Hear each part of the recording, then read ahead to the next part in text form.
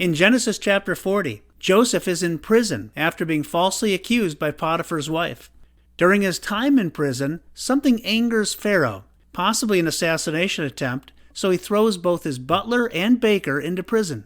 And Joseph, who again has favor even in prison, is placed in charge of them. This brings us to verses 5 through 8.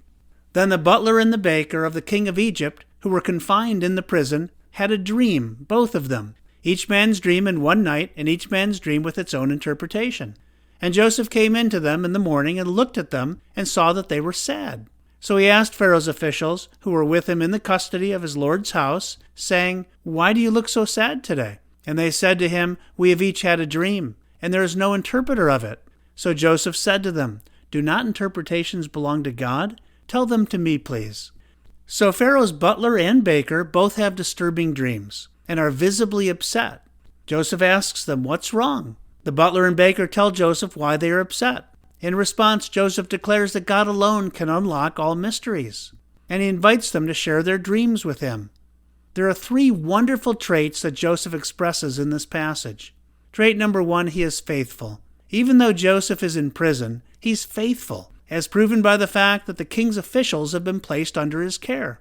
In the same way, we're called to be faithful, even when we may feel like we're in prison, when we're in some setting we'd rather not be. Trait number 2, he is compassionate.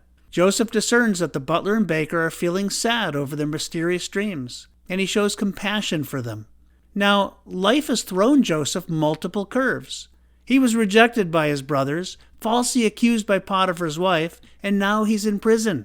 However, instead of giving into self-pity, self-consumption, and bitterness, he demonstrates compassion.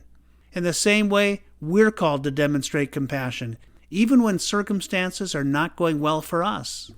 And then trait number 3, he looks to God for answers.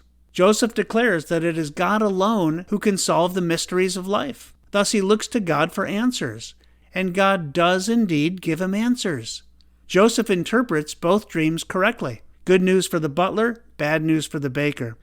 In the same way, we're called to look to God for answers.